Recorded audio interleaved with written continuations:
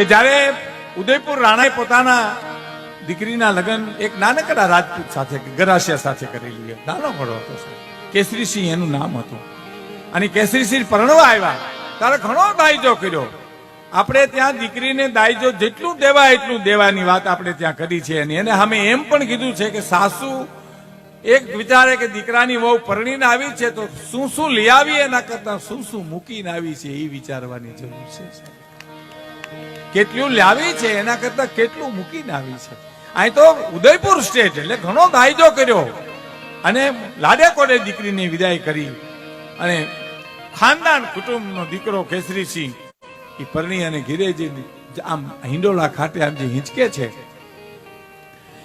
એમાં તરસ લાગી એટલે કીધું કે ઠકરાણા પાણી પીવું છે. અને એને દાસીને બોલાવી. દાસી દાસી સાંભળી નહીં. બીજી વાર કીધું દાસી તને કહું છું, એ સાંભળી નહીં. ત્રીજી વાર કીધું. પછી કેસરીસિંહે કીધું કે તમે જ પાણી ભરી લ્યો ને એમ.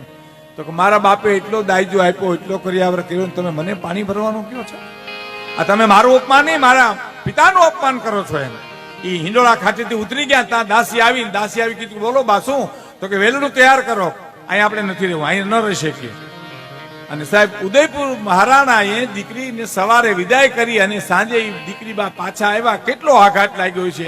આ બળદેવભાઈ નરેલા ભાવનગર કવિ રાજકવિએ કરેલી વાતો મહેશભાઈ ઉર્મી નવરત્નામાં પ્રસંગમાં કર્યું. એનો ટૂંકમાં હું સાર તમને કહું, અદભુત વાત છે. બળદેવભાઈની વાતો જ એવી હતી સાહેબ. અને મહારાજને કોઈ કીધું કે ભાઈ દીકરી બા પાછા આવ્યા એટલે તો એ વેલરામાંથી ઉતરીને કાટ પગથિયા ચડીને ગઢમાં જઈ અને બાને માતુશ્રીના ખોળામાં માથું નાખી દોવા બીધા. અને એને કીધું કે ભાઈ મને તમારા જમાઈએ અપમાન કર્યું છે. તો કે શું થયું? શું કે પાણી પીવું તું. મેં દાસીને હાથ પાડ્યો, દાસી સાંભળી નહીં. બીજી વાર હાથ પાડ્યો, સાંભળી નહીં. અને પછી એને મને કીધું તમે પાણી ભરી લ્યો. મારા મા પણ દીકરીના પ્રેમમાં તણાઈ ગઈ. ત્યાં સુધીની આ વાત છે સાહેબ. તો શું કરવું જોઈએ? તો કે તેડાવો અને મારા પિતાશ્રીની માફી માગે તો હું પાછી જાઉં. કાંઈ વાંધો નહીં. મહારાજને ગઢમાં બોલાવ્યા. અને ઉદયપુર રાણો તો સમજણનો હિમાળો હતો સાહેબ. એને ખબર હતી કે શું થયું છે. એ આવીને જ્યાં કીધું શું છે કે ભાઈ આમ બન્યું છે. એટલે એને ખબર પડી ગઈ કે મા પણ દીકરીના પ્રેમમાં તણાઈ ગઈ. તો શું કરવું? તો કે એને બોલાવો અને હું અને મારી મા દીકરી અમે જોઈએ એમ તમારી માફી માગે પછી જવાની વાત આવે એમ. તો કે કાંઈ વાંધો નહીં. હવે સાહેબ એનો વિવેક જોજો બાપુ. એને બે લીટી લખી. ચિરંજીવી કેસરીસિંહને માલુમ થાય કે થોડું કામ પડ્યું છે, જો તમે આવી જાઓ તો મને આનંદ આવશે. કેસરીસિંહને ખબર હતી કામ તો શું હોય છે, પણ ઉદયપુર સ્ટેજ છે જે મને ઠપકો આપશે ને એમાંય મારું કલ્યાણ છે, એમાંય મને લાભ છે. ઉદયપુર રાણો તો મને કહેશે તો મારા લાભનું આ છે. ઘોડે ચડીને આવ્યા, દરબારગઢને દરવાજે આવ્યા એટલે કીધું કે કેસરીસિંહ આવ્યા. ખુદ મહારાજે હરીકટી કે મારો બાપ આવ્યો, મારો વિહામો આવ્યો, કેસરીસિંહ આવ્યો, મારો ભાઈ આવ્યો. ઓહો વાલનો દરિયો છલકાઈ ગયો. બસમાં લઈને મળ્યા અને લઈને આવ્યા. એક દી એક રાત, બીજો દી બીજી રાત, ત્રીજો દી ત્રીજી રાત.